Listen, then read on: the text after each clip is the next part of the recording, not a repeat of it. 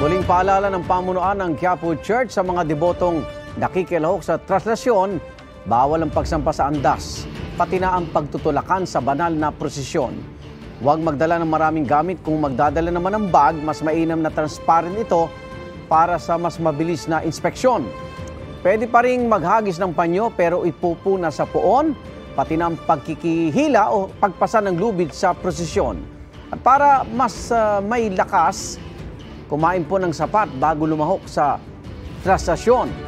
Sa mga may sakit at mga bata naman, mas mabuti raw na manatili o mag-abang na lang sa gilid ng kalsada. Igan, mauna ka sa mga balita. Mag-subscribe sa GMA Integrated News sa YouTube. Sa mga kapuso abroad, subaybayan nyo kami sa GMA Pinoy TV at sa www.gmanews.tv.